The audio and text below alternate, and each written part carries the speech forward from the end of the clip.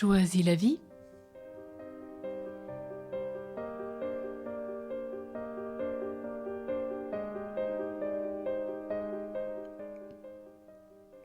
Découvrir en nous l'enfant de lumière. Nous fêtons à Noël la naissance de Jésus.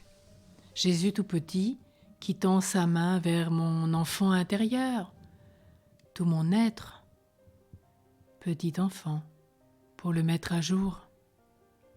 Au fur et à mesure des difficultés de ma vie, je me suis entourée d'une muraille pour protéger la vulnérabilité de mon enfant intérieur. Si bien que j'ai pu rester longtemps dans l'ignorance de son existence. Lorsque je suis dans mon paraître, que je me cache derrière des masques, je suis dans mon enfant maquillé qui cherche à se faire accepter. C'est lui qui constitue la couche extérieure de ma personnalité.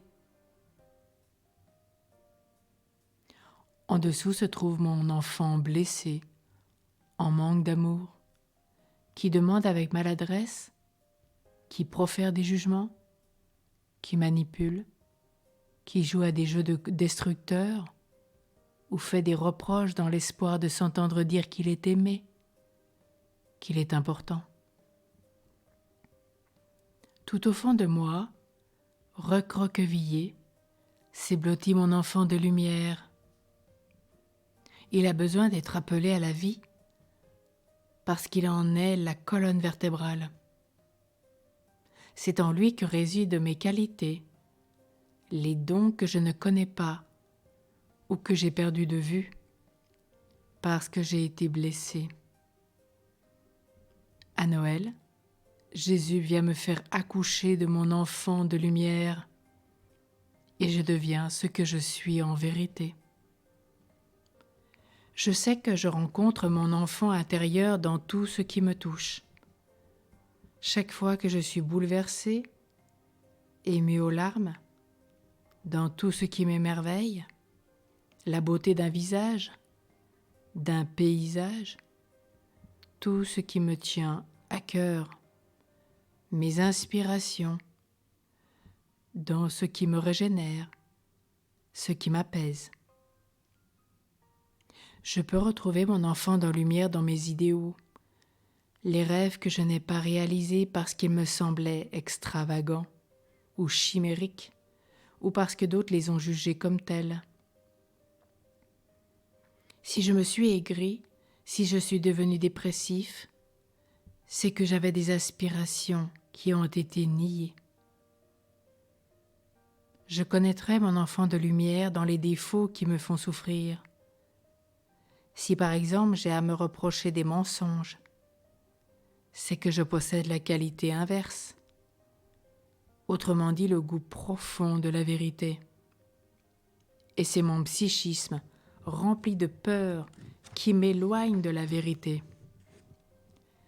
Je découvre mon enfant de lumière à travers les qualités, les dons que j'apprécie et qui m'attirent chez les autres. Si je suis dans l'admiration, c'est vraisemblablement que chez moi ces dons sont à l'état de potentialité. J'ai en moi ce que j'admire chez l'autre. Mon enfant de lumière se retrouve aussi dans tout ce qui m'a blessé. Je serais d'autant plus blessé à un endroit de moi qui correspondait à un de mes dons. C'est le regard révélateur de Dieu qui me montrera que j'ai par exemple le don d'aller vers les autres, de les comprendre et de les réconforter. Lorsque j'aurai accepté d'accoucher de mon enfant intérieur, je deviendrai beaucoup plus patiente, ouverte, compréhensive, beaucoup plus aimante vis-à-vis de mes frères et sœurs. Je comprendrai d'autant mieux que ce frère ait pu tomber dans la dureté ou la violence, que j'aurai reconnu en moi les mêmes blessures et je ne lui en voudrais pas.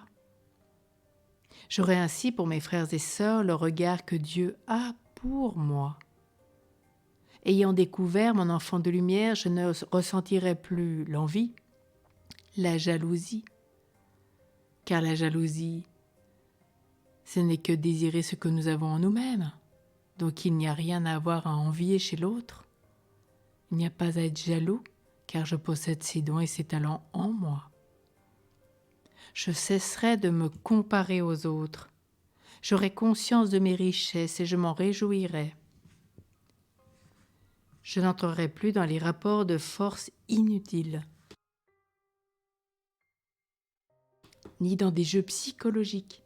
Je saurai que j'ai quelque chose à apporter, mais aussi quelque chose à recevoir de tous. Je vivrai la communion et la complémentarité. Rappelons-nous bien aujourd'hui. J'ai quelque chose à apporter et j'ai quelque chose à recevoir des autres. Je vivrai la communion et la complémentarité. Quelle joie! Quel accouchement! Nous allons nous préparer pour Noël.